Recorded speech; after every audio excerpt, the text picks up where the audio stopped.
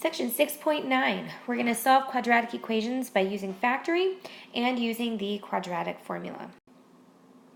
First, we're going to talk about what a binomial is. A binomial is an expression that contains two terms. Terms are separated by plus and minus signs. Each exponent in a binomial has an exponent of 1 on the variable. Many times you'll be asked to multiply two binomials. The common method that we use is the FOIL method. The FOIL method stands for first, outer, inner, last. First means to multiply the two first terms that you see in the binomials. Outer means to multiply the two terms that are on the outside of the binomial. Inner means to multiply the two terms that are on the inside of the binomial. And last means to multiply the last terms of each binomial. So let's try an example really quick. Let's multiply 2x minus 1 times x plus 3. So we will multiply the first terms, 2x times 1x, which gives us 2x squared. We will multiply the outside terms, 2x times 3, which gives us 6x. We will multiply the inside terms, negative 1 times x, which gives us minus 1x. And we'll multiply the last terms, negative 1 times 3, which gives us negative 3. Now, you do need to combine your like terms. The 6x and the minus 1x will combine to be 5x. A trinomial is an expression that has three terms. Each exponent appears on the variable is a whole number, and the exponents go from 2 to 1 to 0, because there is no x on the last term. You will be asked to take trinomials and to write them as to the product of two binomials. We're going to start with the number in the front being a 1, and that's going to make life a little bit easier. When you do that, you want to look for two numbers that when you multiply them together, multiply to equal the C number, but when you add them together, add to equal the B number. Those two numbers will get placed as the last terms in the binomial. You can check your answer by foiling to see if you get back the original trinomial you started with. So for example, if I was trying to factor x squared minus 6x minus 16, I would first look at the negative 16, and I would try to find a combination of two numbers that when you multiply them together equal negative 16. So for example, you could do a negative 1 times a positive 16, a negative 16 times a positive 1, negative 2 times 8, negative 8 times 2, and negative 4 times 4. Those are all the ways to multiply to get a negative 16. Then I need to look at my negative 6, and I need to find all the ways to add to get a negative 6. So I could do positive 7 and negative 1. Negative 7 and positive 1. But that's not going to work because that's not on the list over here. So actually, it's probably just easier to look at the things that are on the list that you have over on the right. So if I added negative 1 and 16 together, that would make 15. If I added negative 16 and 1, I would get negative 15. If I added negative 2 and 8, that would be positive 6.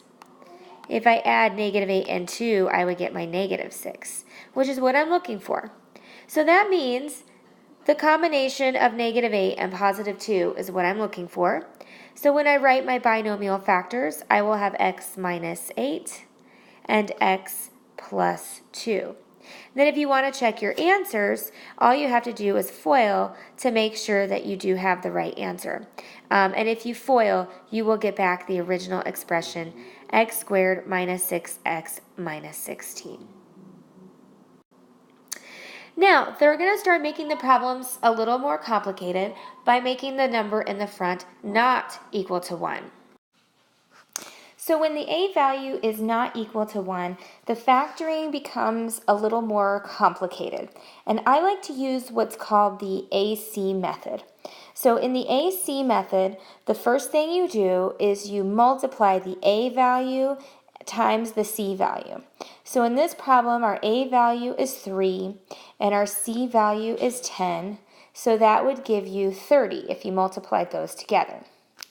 Then I like to go through and find all the factors of 30.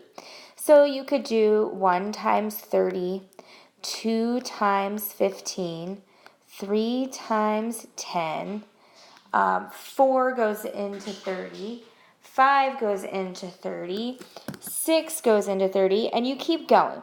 And I'm not going to write the whole list because what we're looking for is we're looking for the combination that when added together will add to make a 17, which is the middle number. So when I did the 2 times 15, I already found the 17. So then I like to do what I call split the middle. So I go over to my expression and I split the 17x into the 2x and the 15x. And I'll put the 3x squared in the front and I'll put the 10 in the back, and then you do factor by grouping. So when you factor by grouping, you group the first two terms together, put a plus sign, group the second two terms together, and you're going to factor out the common item in each group. So in the first group, 3x squared and 2x have a common x, so I will put the common item in the front, and I will divide each term by x. If you look at the second group, 15x and 10 are both divisible by 5, so I'll put the common item in the front, and I'll divide each item by 5. Now if you notice, each group in the parentheses is a 3x plus 2. So you will write 3x plus 2 once, because what you're doing is you're factoring it out, and then your second group will be x plus 5. And you have factored the trinomial. And then, of course, if you want to check your answer, you would do the FOIL, which would give you 3x squared plus 15x plus 2x, which makes our 17, plus 10. Let's do one more example just to make sure that we've got it. Let's factor 6x squared minus 11x minus 10. So if we do the AC method, I'm going to first take 6 times negative 10, which would be negative 60. I'm going to go through the list of all of the items that multiply together to make negative 60. So I could do 1 times 60. 1 would need to be positive and 1 would need to be negative. I could do 2 times 30. And 30 times 2. I could do 3 and 20. I could do 4 and 15. And you could keep going, but I'm going to stop right there. Because remember, the combination that you're looking for is the one that when it is added together will add to be negative 11. And if you look, negative 15 plus 4 will add to make negative 11. So that's what I'm going to use to split up the middle term. I'm going to use a negative 15x and a positive 4x. I'm going to put the 6x squared in the front, the minus 10 in the back. The first 2 is going to go in the group. The second 2 will go in the group. The first 2, the 6x squared and the minus 15x, are both divisible by 3 and x. So I would be left with 2x minus 5. The 4x and the minus 10 are both divisible by 2. And I would be left with 2x minus 5. You should always get an identical group, the 2x minus 5, in both locations. And then your second group will be 3x plus 2. And you have factored the trinomial. I like this a lot better than the guess and check method, so this is my go-to factoring technique. Now, we're going to start using factoring to solve quadratic equations. If they ever mention the standard form of a quadratic, that is the ax squared plus bx plus c equals 0. Notice your standard form will have a 0 on one side, and notice that your powers go down. So you start with the squared term, then you have the linear term, which is a power of 1, then you have your constant term, which has no x, so its power is 0. We are going to use what's called the zero factor property.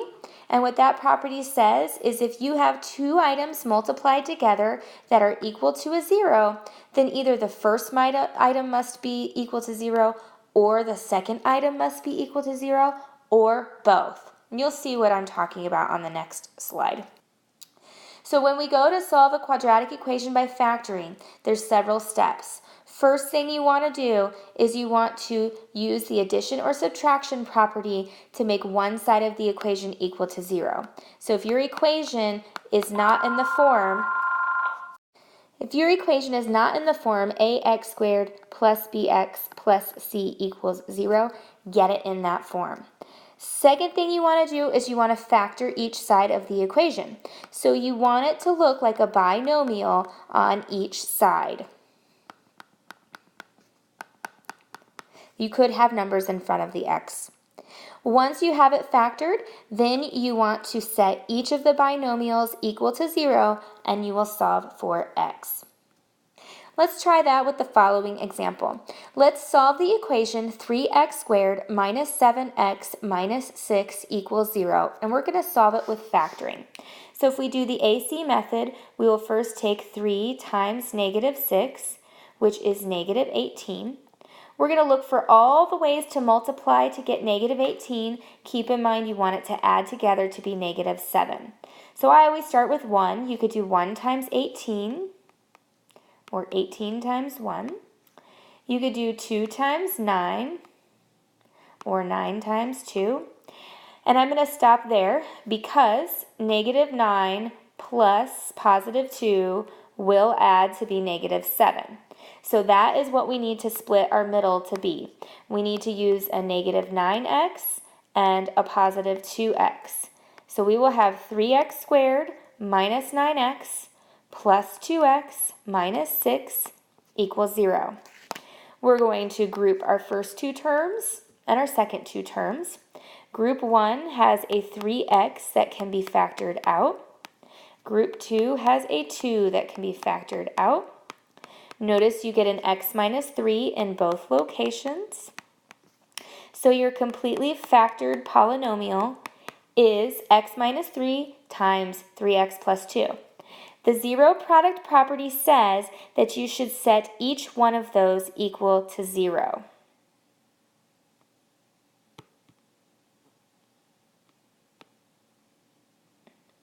Sorry, just trying to get us some more room. So I'm going to set x minus 3 equal to 0 and 3x plus 2 equal to 0, and we will solve each one for x. So our first solution is x equals 3, and our second solution is x equals negative 2/3. Notice on a quadratic equation, you're typically going to have two solutions. When solving a quadratic equation, sometimes we cannot easily factor it, and sometimes it's impossible to factor it. So if you ever find that you cannot figure out what the factors are, or that it doesn't seem like any of the combinations are working, our next method is the quadratic formula. For a quadratic equation in standard form, which is ax squared plus bx plus c equals 0, the quadratic formula is x equals negative b plus or minus the square root of b squared minus 4ac all over 2a. There is a song, if you want to help yourself memorize this. X equals negative b plus or minus square root b squared minus 4ac all over 2a. Sometimes you can run into a situation with the quadratic formula where you have no real solution. If that you're going to know that happens because the radicand, which is this item that's in the square root, will be a negative number. So if you notice that you're simplifying the expression and you get a negative number of any kind under that square root, that means you have no real solutions. Okay, so in order to solve a quadratic equation with the quadratic formula, the first thing you want to do is put your quadratic in standard form, which is ax squared plus bx plus c equals 0. You want to figure out the values for the a, the b, and the c. You substitute those values into the quadratic formula, and then you have to simplify the expression using order of operations. So let's try a problem. I have the quadratic 4x squared minus 8x equals negative 11. And I would like for you to solve this with the quadratic formula. Okay, so issue number 1 is you're not in standard form because you do not have a 0 on one side. First thing you're going to have to do is add 1 to both sides. So we now have 4x squared minus 8x plus 1 equals 0. And you are in standard form. Then you are going to select your A, your B, and your C. Notice if the number has a minus sign in front of it, you consider that to be a negative number. So then we're going to use the quadratic formula. If you are new to the quadratic formula, I recommend writing it down every single time until you have it memorized. So x equals negative b plus or minus square root b squared minus 4ac all over 2a. Then literally what you're going to do is you're going to replace the letters with the numbers that you have found.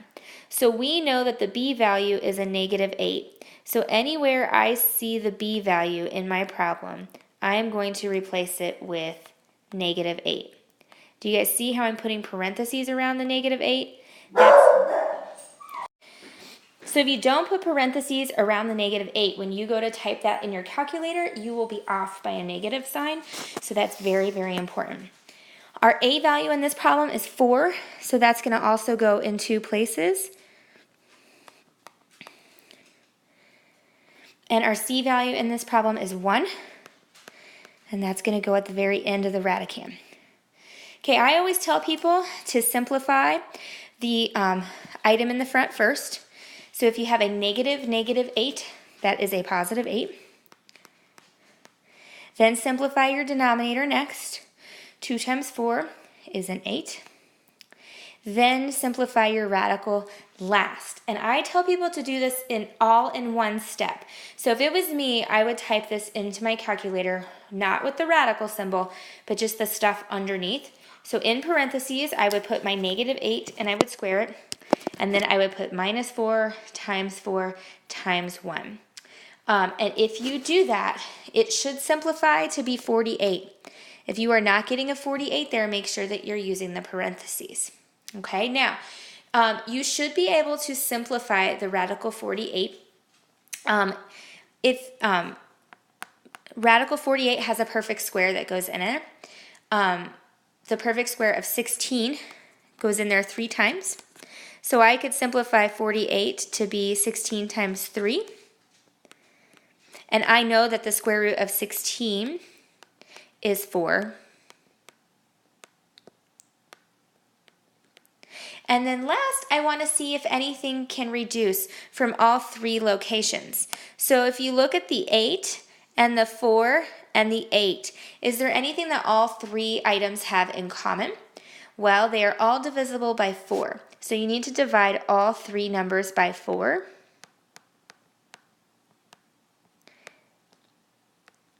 And this would be your final answer.